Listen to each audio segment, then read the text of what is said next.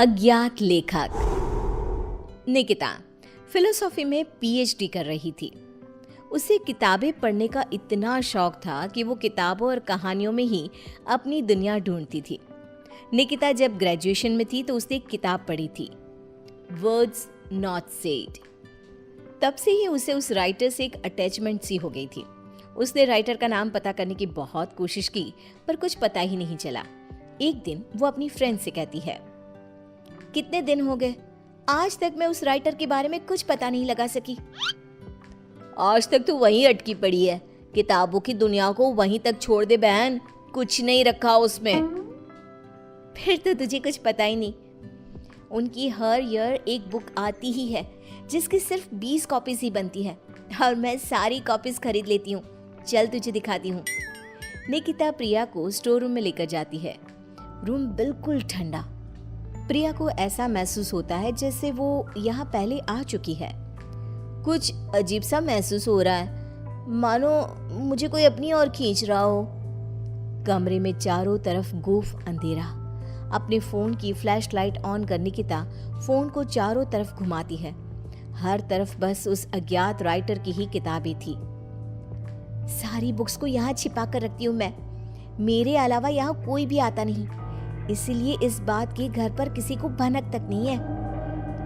ऐसा क्या होता है उनकी किताबों में कि तू इतनी दीवानी हो गई है उस राइटर की। निकिता वहीं अपने पास के सेफ से एक बुक उठाती है। उसकी धूल झटकती हुई उसका पहला पन्ना पढ़ना शुरू करती है। ठंडे बंद कमरे में टॉर्च की एक सीधी रोशनी के उजाले में वो दोनों मेरी लिखी किताबें पढ़ रही थी। तभी उसकी सहेली को अपने कंधे पर किसी का हाथ महसूस होता है। ओह ओह! क्या हुआ प्रिया, तू चीखी क्यों?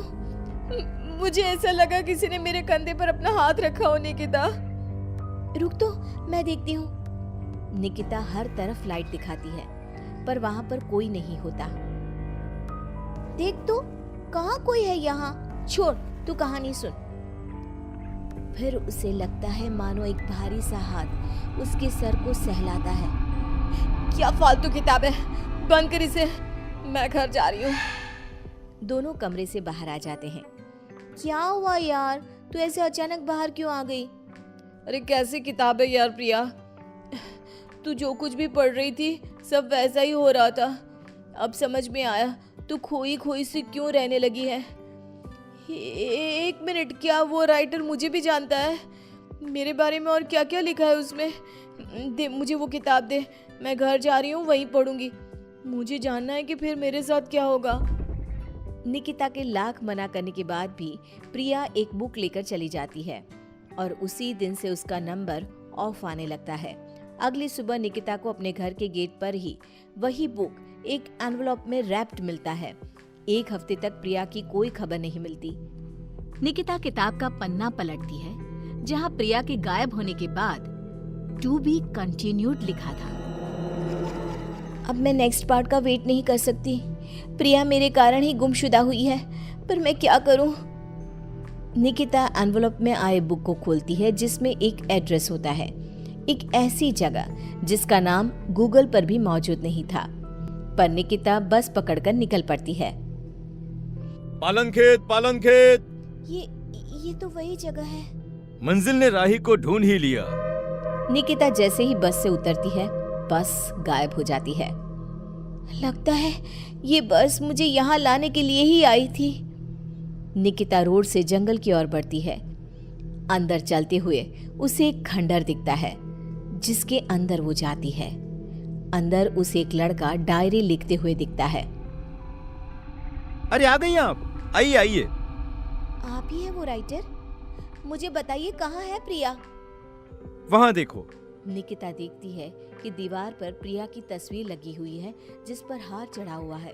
प्रिया की फोटो के साथ वहाँ कई और लोगों की तस्वीरें भी थी। ये सब क्या है? मेरी कलम श्रापित है, मैं ना भी चाहूं तो भी ये चलेगी। जिस किसी का जिक्र ये करती है उसे मार कर ही दम लेती है। ये सिलसिला शुरू हुआ था जब मैं 16 साल का था। एक नदी के किनारे मुझे ये पेन मिली। मैं इसे अपने कबर्ड में रख कर भूल गया। फिर एक दिन अचानक कबर्ड से लाल रोशनी आई। मैंने उसे खोला तो पेन चमक रही थी और इसने लिखी मौत की दास्तां। मेरा सब कुछ इसने छीन लिया, सब कुछ। मैंने उसे खत्म करना चाहा, पर नाकाम रहा। मैं सब कुछ छोड़कर जंगल में रहने लगा, पर यह तब भी नहीं रुकी। तो इसे रोकेगा कौन? तुम नहीं मरी। बाकी जिस किसी का भी इसने जिक्र किया, उसको इसने निगल लिया। तुमने मेरी सारी बुक्स पढ़ी, उसे संभाल के रखा, पर तुम्हें कुछ नहीं हुआ। तुम ही वो मसीहा हो निकिता। मुझे बचा लो और इस खेल को रोक दो निकिता। निकिता पेन उठाती है। उसके पेन को पकड़ते ही एक औरत उड़ती हुई आती है और पीछे से उसे लिपट जाती है। उसके शरीर से खून बहे जा रहा था। खुले बाल, झुर्रियों से भरा उसका चेहरा बड़ा डरावना लग रहा था। मेरी गोद में बैठो निकिता, आओ ना। नहीं, बहकना मत निकिता। यही है पेन की मालकिन, रूहें खाती है ये। इसकी बात मत सुनो निकिता। लिखो निकिता, फिर वो लड़की खुद को मार देती है। निकिता पेन उठाती है और लिखती है। करण उछलकर दूर गिर जाता है। आंधी तूफान चलने लग जाते हैं। दीवार पर टंगी सभी तस्वीर नीचे गिर जाती हैं। जिस चेयर पर बैठकर निकिता लिख रही थी वो उड़कर दीवार से टकरा जाती है। मैं जिंदा हूँ? निकिता, तुमने ऐसा क्या लिखा था? और कालिंदी की आत्मा पेन के साथ ही खत्म हो गई। ये लिखकर मैंने पेन की नींव तोड़ दी थी। दोनों उस हवेली से बाहर आ जाते हैं और हवेली गायब हो जाती है।